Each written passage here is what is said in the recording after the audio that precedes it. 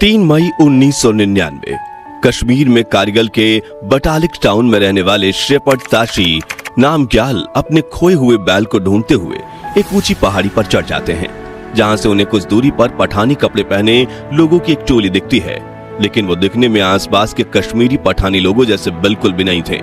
और तो और उनके पास बंदूकें थीं और वो कारगिल के एक ऊंची पहाड़ी पर अपना बंकर बना रहे थे। तभी ताशी नामग्याल दबे पांव वहां से भाग निकलते हैं और अपने गांव के पास मौजूद भारतीय सेना की चेक पोस्ट पर इस बारे में खबर देते हैं, जो सुनकर सैनिकों को लगता है कि ये कोई पाकिस्तानी आतंकवादियों की टोली होगी और वो तुरंत हाई कमांड को इसकी खबर देते हैं, क्योंकि 3 महीने पहले ही भारत के तत्कालीन प्रधानमंत्री अटल बिहारी वाजपेयी पाकिस्तान के दौरे पर गए थे, जहां पाकिस्तानी पीएम नवाज शरीफ की मौजूदगी में उन्हें 21 तोपों की सलामी दी गई थी। दोनों देशों में बॉर्डर पर शांति बनाए रखने की बात हुई थी और आज तक पाकिस्तान भारत से 1947, 1965, 1971 और 1984 में सियाचिन की जंग भी हार चुका था। ऐसे में भारतीय सेना को इस बात पर बिल्कुल अंदाजा नहीं था कि पाकिस्तानी सेना भारत में घुसपैठ करेगी। मगर 2 दिन बाद 5 मई को भारतीय सेना के कुछ जवान इन संभावित आतंकवादियों को कैप्चर करने के लिए कारगिल की पहाड़ियों की तरफ रवाना होते हैं, जहां पहले से ही जाल बिछाए बैठे घुसपैठिए 5 भारतीय सैनिकों को पकड़ लेते हैं और बेरहमी से मार देते हैं। जिसके 4 दिन बाद 9 मई को पाकिस्तानी सेना बमबारी करके कारगिल में भारतीय सेना के गोला बारूद रखने के ठिकानों को नष्ट कर देती है। तब भारतीय सेना को यकीन हो जाता है कि पाकिस्तानी सेना ने भारत में घुसपैठ कर ली है और इसके साथ ही शुरू हो जाता है एक ऐसा जंग जो इतिहास के पन्नों में आज भी भारतीय सैनिकों की वीरता की मिसाल बनी हुई है। तो आइए जानते हैं कारगिल युद्ध के रोंगटे खड़ी कर देने वाली पूरी कहानी। पाकिस्तान के घुसपैठ की खबर कंफर्म होते ही अपने इलाके वापस कैप्चर करने के लिए इंडियन आर्मी 10 मई 1999 के दिन ऑपरेशन विजय लॉन्च कर देती है और सैनिकों की कुछ टुकड़ियों को कश्मीर के अलग अलग हिस्सों में कारगिल बेस पर बुला लिया जाता है। लेकिन अब तक पाकिस्तानी आर्मी ने इंडियन बॉर्डर से पार करके 8 से 9 किलोमीटर अंदर घुस गई थी और उन्होंने टोलिंग एंड टाइगर हिल्स जैसे कई हाई एल्टीट्यूड पॉइंट्स अपने कब्जे में कर लिए थे। साथ ही द्रास, काक्सर, बटालिक रेंज, छोबर, तवेली और मुश्को सेक्टर्स पर भी अपने बेस बना लिए थे। इस तरह उन्होंने करीब 100 किलोमीटर के एरिया को अपने कब्जे में ले लिया था। इसे लेकर पूर्व लेफ्टिनेंट जनरल हरणजीत सिंह पनाग ने इंटरव्यू में कहा कि ये पाकिस्तानी का बहुत ही जबरदस्त प्लान था। उन्होंने आगे बढ़कर खाली पड़े बहुत बड़े इलाके पर कब्जा कर लिया। वो लेह कारगिल सड़क पर पूरी तरह से हावी हो गए। यह उनकी बहुत बड़ी कामयाबी थी। आगे उन्होंने कहा कि मैं तो यहां तक कहूंगा कि पहले 1 महीने हमारा प्रदर्शन शर्मनाक था, क्योंकि एक तो पहाड़ियों में आप नीचे थे और वो ऊंचाई पर थे। दूसरी दिक्कत थी उस ऊंचाई पर ऑक्सीजन की कमी। तीसरी बात यह थी कि आक्रामक पर्वतीय लड़ाई में हमारी ट्रेनिंग भी कमजोर थी, लेकिन हौसले चट्टान की तरह मजबूत थे। इसलिए भारतीय ऐसा कमबैक कर चुके थे कि पाकिस्तानी सेना को गीदड़ों की तरह भागना पड़ा। खैर, पाकिस्तानी सैनिकों की नजरों से बचते हुए पहाड़ियों पर चढ़ने के लिए रात का समय चुना गया। हालांकि रात के समय इन पहाड़ियों पर हड्डी जमा देने वाली ठंड पड़ती थी, ऑक्सीजन लेवल भी ड्रॉप हो जाता था और बिना रोशनी के खड़ी चढ़ाई करना अपनी जान जोखिम में डालने जैसा था।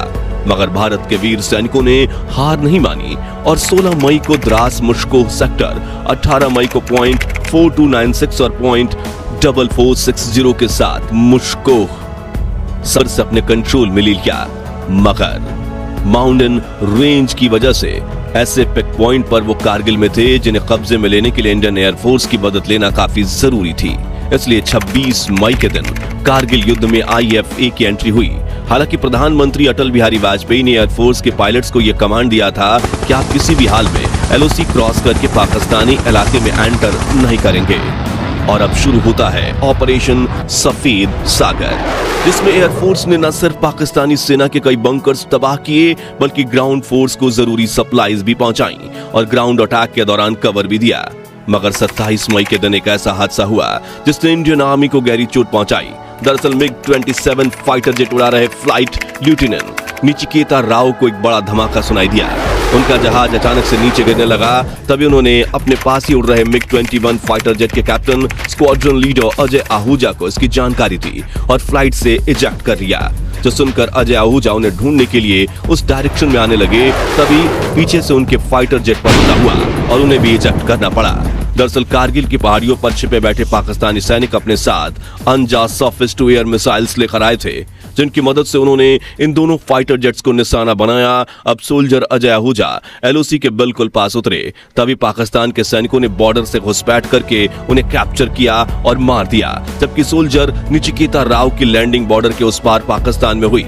इसलिए पाकिस्तान के सैनिकों ने उन्हें पकड़ लिया और काफी टॉर्चर किया। हालांकि इंटरनेशनल प्रेशर आते ही 3 जून 1999 के दिन उन्हें नचिकेता राव को छोड़ना पड़ा। 28 मई के दिन पाकिस्तानी सैनिकों ने एयरफोर्स के MI-17 हेलीकॉप्टर पर भी हमला किया, जिसमें सवार 4 इंडियन आर्मी के जवान शहीद हो गए।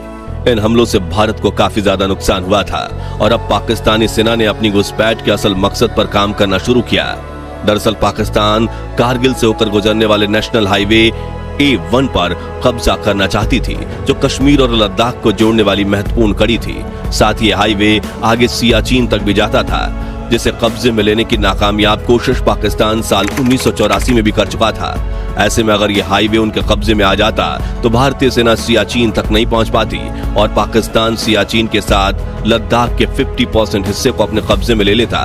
लेकिन अब वक्त था भारत के कमबैक का, कमबैक जिसने पाकिस्तानी सेना को मुंहतोड़ जवाब तो दिया ही, साथ ही सियाचिन के रूप में अमेरिका के प्रेसिडेंट बिल क्लिंटन की भी गद्दी हिलाकर रख दी।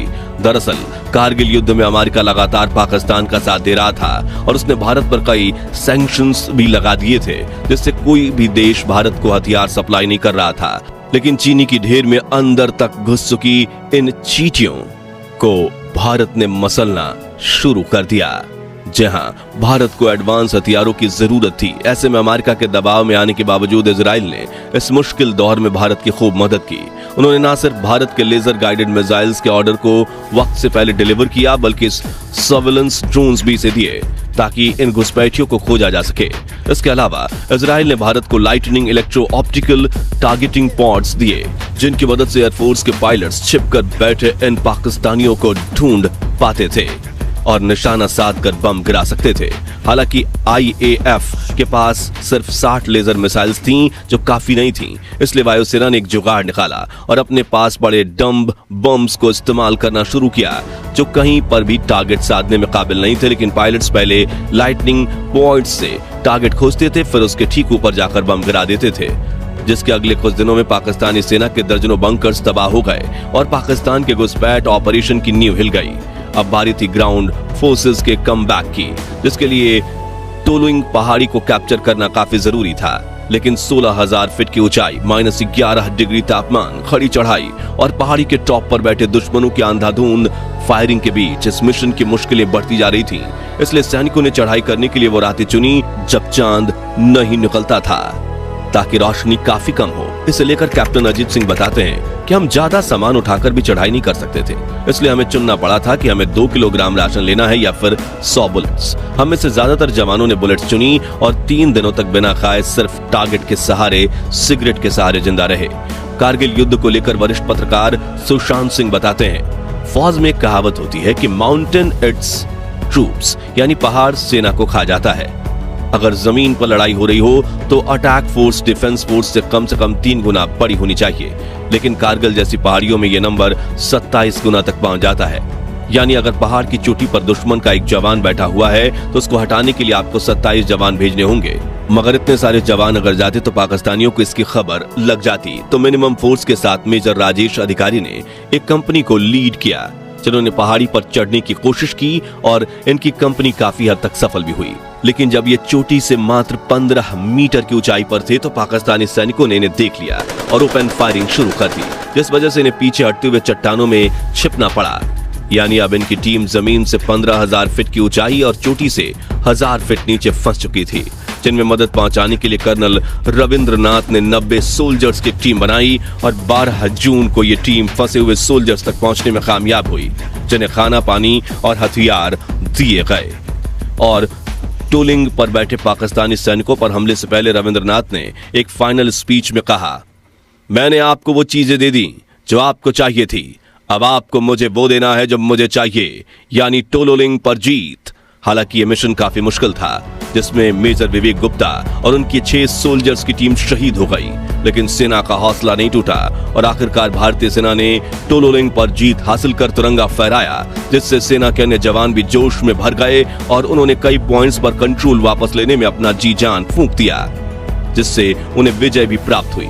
इसलिए बैटल ऑफ टोलोलिंग को कारगिल युद्ध का टर्निंग पॉइंट माना जाता है। अब टोलोलिंग के बाद जो दूसरी सबसे ऊंची पॉइंट्स थी पाकिस्तानियों के कब्जे में, वो था पॉइंट 5140, जिसकी ऊंचाई 17,000 फीट थी, जिसके लिए 2 ग्रुप्स बनाए गए, जिसमें से पहले ग्रुप को लीड कर रहे थे लेफ्टिनेंट संजीव जामवाल और दूसरे ग्रुप को लीड कर रहे थे लेफ्टिनेंट विक्रम बत्रा, जिनका कोड नेम था शेरशाह। जी हाँ, शेरशाह फिल्म उनके जीवन पर बनी है।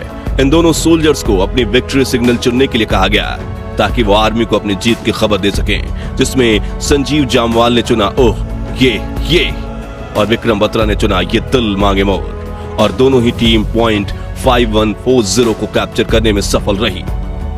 अब कैप्टन विक्रम बत्रा अपनी टीम के साथ अगले मिशन पर निकल गए, जिनमें उन्हें पॉइंट 4875 नाम की पहाड़ी को कैप्चर करना था, और 8 जुलाई 1999 के दिन इन्होंने इस माउंटेन पीक को भी कैप्चर कर लिया। लेकिन वहां एक पाकिस्तानी सैनिक छिपा बैठा था, जिसने कैप्टन बत्रा को पीठ पीछे गोली मारी, जो उनकी छाती को चीर कर आगे निकल गई। वो शहीद हो गए। यहां में भारतीय सेना के वीर जवान योगेंद्र सिंह यादव की वीर गाथा भी याद आती है, जिन्होंने 3 जुलाई के दिन टाइगर हिल्स को पाकिस्तानियों से वापस लाने के मिशन में हिस्सा लिया। इनकी प्लाटून 1000 फीट की खड़ी चढ़ाई कर रही थी, तभी दुश्मन को इनके बारे में पता चल गया। ऊपर से इन पर मशीन गन से फायरिंग की गई और रॉकेट्स तक बरसाए गए, जिससे प्लाटून कमांडर और 2 सैनिक शहीद हो गए। लेकिन 19 वर्षीय ग्रेनेडियर योगेंद्र सिंह गोलियां खाने के बावजूद अपनी चढ़ाई कंटिन्यू करते रहे और ऊपर पहुंचकर दुश्मन के बंकर पर ग्रेनेड फेंककर 4 दुश्मनों को मार गिराया। इनकी हिम्मत देखकर प्लाटून के बाकी सोल्जर्स में भी हौसला जाग उठा और सभी ने मिलकर टाइगर हिल्स पर दुश्मनों के सभी बंकर तबाह कर दिए। ये जंग सिख ग्रेनेडियर और नागा के नाम की 3 प्लाटून ने करीब 12 घंटे तक लड़ी थी, जिसमें योगेंद्र सिंह यादव को 15 गोलियां लगी थीं, लेकिन वो सरवाइव कर गए। जिसके बाद योगेंद्र यादव को उनकी असाधारण वीरता के लिए भारत का सर्वोच्च वीरता सम्मान परमवीर चक्र दिया गया। इस बीच अमेरिकन प्रेसिडेंट बिल क्लिंटन ने भारत के प्रधानमंत्री अटल बिहारी वाजपेयी के साथ इस जंग को लेकर बातचीत की, जिसमें अटल जी ने साफ साफ कह दिया, या तो पाकिस्तानी सेना खुद अपने देश वापस चली जाए या फिर हम बलपूर्वक उन्हें भारत की सीमा से खदेड़ फेंकेंगे। अटल जी की ये बात सुनकर घुसपैठ करने वाले अपराधियों का साथ देने वाले प्रेसिडेंट बिल क्लिंटन के पसीने छूट गए।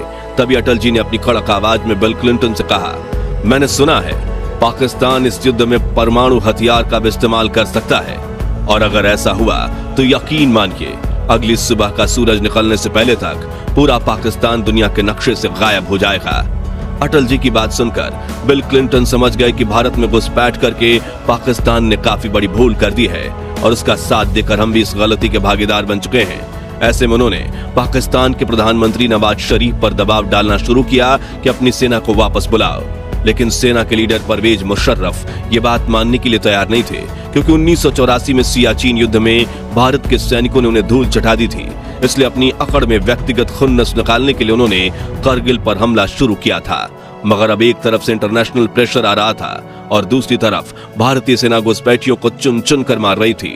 इसलिए 11 जुलाई के दिन पाकिस्तानी सैनिक बॉर्डर से वापस अपने देश चले गए और 14 जुलाई के दिन प्रधानमंत्री अटल बिहारी वाजपेयी ने ऑपरेशन विजय को मिली सफलता की घोषणा कर दी। इस जंग में भारतीय सेना के 527 जवान शहीद हुए, जबकि इंडियन आर्मी ने पाकिस्तान के घुसपैठ सेना के 2700 से 4000 सिपाहियों को मार गिराया। और उस दिन के बाद पाकिस्तान ने आज तक भारत के सामने सीधी जंग छेड़ने की हिम्मत नहीं की।